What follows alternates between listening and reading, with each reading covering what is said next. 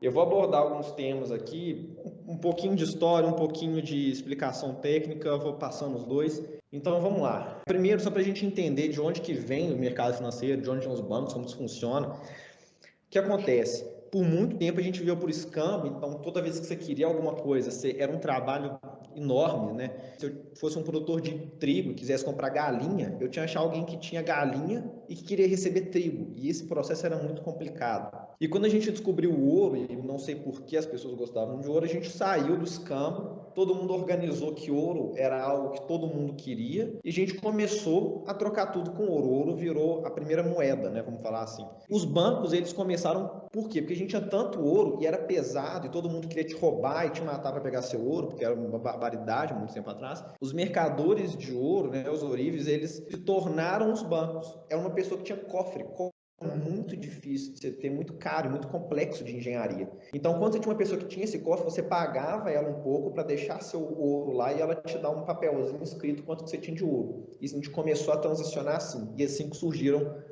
os bancos. Então, nesse ponto, a gente tinha moeda, a gente tinha alguém que guardava moeda para a gente e a gente começou a emprestar dinheiro. Depois que os ourives começaram a pegar esse ouro e eles iam que ninguém sacava, alguém começou a escrever mais nota do que tinha de dinheiro, emprestar para outra pessoa e depois cobrar juros. E aí que a gente começou o mercado financeiro. Aí que tudo começou, aí que deu tudo errado, vamos falar assim. Porque aí que virou uma bagunça que a gente tem até hoje, e ainda bem que a gente tem, tá? E aí chegou num ponto que os ourivos emprestavam muito dinheiro para fazendeiros que iam viajar para vender as coisas. Até que em algum momento algumas pessoas viraram e falaram: poxa, se o banco pode emprestar dinheiro e comprar pedaço de fazenda, por que que eu também não posso? Né? Por que que eu não faço isso? E em paralelo o banco virou e falou assim: olha, eu posso só intermediar a compra e pegar minha comissão. E aí que a gente começou a ter o mercado financeiro mais ou menos com o que a gente é hoje. Tudo que a gente fala em operação, gente, fundo de investimento, ação, CDB, debênture, a gente está falando de você pegar dinheiro de uma pessoa que tem mais, emprestar para uma pessoa que tem menos, transferir esse dinheiro com o objetivo de pegar mais depois. Isso foi muito importante para o mundo como a gente conhece hoje, porque o início das grandes navegações, inclusive a Holanda que cabeceou isso, só foi possível por causa do mercado financeiro, porque a Holanda não tinha dinheiro para fazer exploração, explorar grandes navegações, fazer exploração marítima, praticamente ninguém tinha. E era muito caro, a coroa não conseguia sustentar aquilo, os impérios não conseguiam. Então, quando você tinha que juntar muito dinheiro de um muito nobre, muito burguês, para fazer uma empresa com o dinheiro de todo mundo, juntar aquele dinheirinho e fazer sua exploração, e assim começaram as grandes navegações na Holanda. A primeira empresa até a ação foi a Companhia das Índias Ocidentais, que ficava na Holanda, foi a primeira ação vendida em 1600 e ela vendeu simplesmente na cara e na coragem. Eles falaram assim: olha, a gente não tem empresa, a gente não tem barco, a gente não tem nada, a gente quer pegar o dinheiro de todo mundo vai ser sócio, todo mundo vai ter um pedacinho, e a gente vai comprar navio, mandar para não sei aonde, vender tempero, pega o lucro e dá para todo mundo depois. Deu certo, e muitos outros impérios fizeram isso para poder financiar as suas navegações, e foi assim que a gente teve aquela transação de pessoas que inclusive permitiu a colonização das Américas e do Brasil. E a gente usa isso até hoje. O grande exemplo brasileiro que a gente tem é a exploração do pré-sal, que começou há mais tempo atrás. A Petrobras não tinha dinheiro. O pré-sal era uma obra absurdamente cara em questão de engenharia. Você ter as plataformas, tem que cavar muito, tem que ter muito controle de qualidade, muito controle de segurança. A Petrobras não tinha. Era impossível a Petrobras fazer as obras e extrair petróleo do pré-sal com o que ela tinha. Aí ela voltou em mercado de ações, vende as ações dela, junta dinheiro para o caixa e consegue fazer. Então a gente só tem muito avanço tecnológico e humanitário hoje, em alguns momentos que a gente conseguiu no mercado de ação juntar um tanto de gente, vender, acumular dinheiro e passar isso adiante. E agora entrando na parte um pouquinho mais técnica, por que que a gente fala muito em ativo, em carteira, em portfólio, mas a gente usa eles como intercambiais, mas eles não são, tá? Um ativo financeiro, ele é uma coisa que não existe, ela não é física, que a gente compra, vende e que o valor dela, ele só existe porque a gente quer ganhar mais depois. Pode ser porque tem um juros atrelado, porque você acha que você vai ter lucro, porque tem alguma reivindicação, algum direito de alguma coisa, algum direito de exploração natural, direito de explorar petróleo em algum lugar. Você tem algum direito, alguma coisa que gera valor para ele, mas aquele ativo financeiro não é físico. Se a gente tem um contrato, um ativo de ouro, que tem o ouro guardado num cofre e você comprou o ativo financeiro não é o ouro. é o contrato. O contrato pode ser até, como antigamente, verbal. O ouro é um ativo diferente. O ativo financeiro não é o ouro, ele é o contrato. O que é a carteira? Ele é um conjunto de ativos, a gente junta um tanto de ativos numa coisa só, pode ser um, pode ser mais, e eles todos funcionam juntos para cumprir um objetivo. E um portfólio, ele é um conjunto de carteiras. Então, peguei um ativo, juntei um tanto, tenho uma carteira, peguei um tanto de carteira, juntei, eu tenho um portfólio. Então, fazer gestão de portfólio é cuidar do portfólio, das carteiras e dos ativos que estão dentro. E o portfólio ele tem um objetivo de cumprir tudo da sua vida financeira. Então, tudo que a gente quer fazer na nossa vida financeira, que é ter uma reserva de emergência, comprar um carro, uma casa, gerar patrimônio, aposentadoria, o portfólio ele é tudo isso e cada carteira é um pedacinho.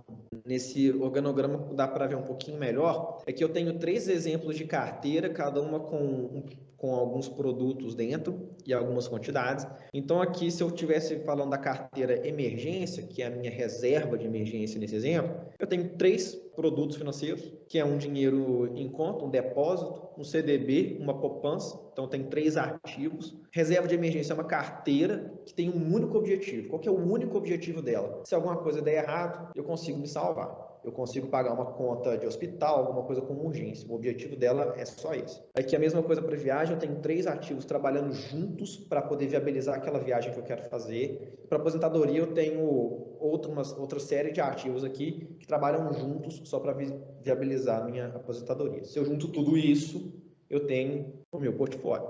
E aí vamos lá. Um ativo ele tem que ter algumas características que a gente tem que prestar atenção nele, que são risco, retorno e liquidez. Normalmente, a primeira coisa que a gente pensa no ativo, por média, assim, normal, é retorno. Sempre que você fala em poupança, alguém já pensa, rende mal. Alguém fala em ação, nossa, pode render bastante.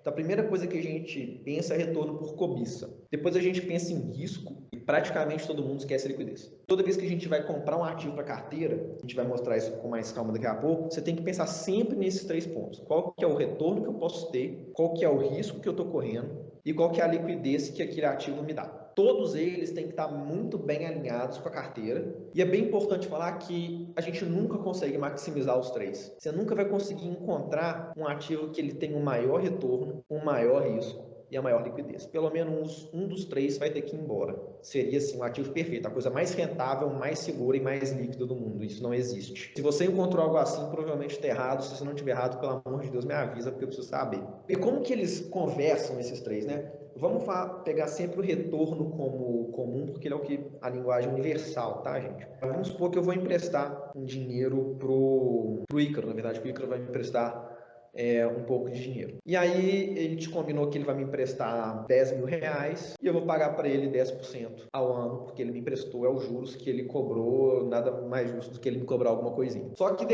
logo depois que ele me emprestou o dinheiro, passou umas semanas ali, eu perdi minha reserva de emergência, eu fiquei desempregado, eu não tenho perspectiva de conseguir outro emprego, eu não acho que eu não tenho nenhum ativo, eu não tenho carro, não tenho casa, não tenho nada. O risco de eu não pagar o Ícaro agora é muito maior. Então, se ele fosse me emprestar mais dinheiro hoje, ele não ia me emprestar pelos mesmos 10%. Ele ia virar para mim e falar assim, pô, Pedro, agora eu tenho medo de você não me pagar. Então, se é para eu correr esse risco, eu quero ganhar mais. Então, à medida que a gente aumenta o risco, a gente deseja um retorno maior. E a mesma coisa funciona para a liquidez. Se eu pedisse dinheiro emprestado por Ícaro por um ano, pode ser que ele virasse para mim e falasse, ok, 10% factível para um ano, pago. E aí se eu viro para ele e falo, tá, mas e se eu te pedir por 10 anos? Eu só vou te pagar daqui 10 anos. Gente, 10 anos é coisa demais. Tá? A gente sempre fala em investir por longo prazo, mas a gente tem que ter a noção de que 10 anos é muito tempo, é muito incerto. A gente tem 2 eleições, 2 Copas do Mundo, pode rolar uns 2 impeachments nesse meio do caminho. Então é muito incerto. 10 anos. Então ele pode ficar com medo e falar assim, poxa, 10% ao ano, se acontecer alguma coisa nesse meio do caminho. No fim, a gente está traduzindo isso para risco também, tá? Mas é um pouco diferente. São 10 anos que ele vai ficar sem ter acesso ao dinheiro dele, sem ter acesso a nenhum juros. E ele pode precisar, tá? Não porque eu vou fazer alguma bobeira e perder o dinheiro, mas simplesmente porque talvez ele queira o dinheiro dele, ele não tem acesso, ele deixou de ter 10 mil reais hoje, ele abriu mão disso, então ele vai pedir mais do que ele me pediria antes. A primeira coisa que a gente tem que desmistificar, tá, gente, é que mais risco não quer dizer mais retorno. Se toda vez que eu aumentasse meu risco, eu aumentasse também o meu retorno, não ia ser arriscado. Pensa que eu tenho 2 botões na minha frente. O primeiro, toda vez que eu aperto ele, ele me dá R$1. Toda vez que eu aperto, ganho R$1 na minha conta. 100% de chance de ganhar R$1. O segundo botão tem 50% de chance de eu não ganhar nada e 50% de chance de ganhar R$2. Na teoria, na média, eles vão me dar a mesma coisa. Então, se eu pudesse apertar os dois botões infinitas vezes, ou um número muito grande de vezes, eles vão me dar mais ou menos a mesma coisa. Porque 100% vezes R$1 é R$1. Então, eu estou ganhando sempre 1. E 50% das vezes, 0,5 vezes R$2, também me dá R$1. Então, isso aqui não é o mais arriscado. Eu posso até ter mudado a minha frequência, mas não é mais arriscado. O risco ele tem uma assimetria diferente. Vai ter um gráfico que vai explicar isso muito bem. Então, gente, não esperem que só porque vocês pegaram um investimento, um ativo mais arriscado, vocês vão ganhar mais. O risco está aí justamente porque tem uma chance grande de a gente ter feito o cálculo errado, ou dele nunca chegar aonde ele deveria ter chegado, ou da gente sair pior do que o que a gente entrou. Então, mais risco não quer dizer mais retorno, quer dizer que a gente gostaria de ter mais retorno, mas não quer dizer que a gente vai ter, e não quer dizer que fazendo infinitas vezes vai dar certo. E por fim, gente, a liquidez é muito esquecida normalmente. Pelo amor de Deus, nunca subestima a liquidez. Em alguns momentos, como crise no ano passado, muita gente perdendo emprego, algumas pessoas com emergência em casa, com emergência de saúde, eu sempre ouvi muita gente falando mas 2 anos para mim é tranquilo ficar sem meu dinheiro por 2 anos, ficar sem minha poupança por 2 anos, sem minha carteira por 2 anos, até o momento que não é mais. E gestão de liquidez e risco, elas são, na minha opinião, mais importantes que retorno. Uma boa gestão de risco, uma boa gestão de liquidez, ela vai garantir, numa média, um retorno condizente com o que você espera. Aqui a gente tem um gráfico que é muito bacana, que é do Howard Marks. Para quem não conhece, Howard Marks é um dos maiores gestores que a gente tem hoje, e ele mostra muito bem por que mais risco não quer dizer mais retorno. Se eu tenho aqui nessa linha vermelha, é o que a gente espera que aconteça. O que o investidor, na média, a gente conversando, a gente espera, né?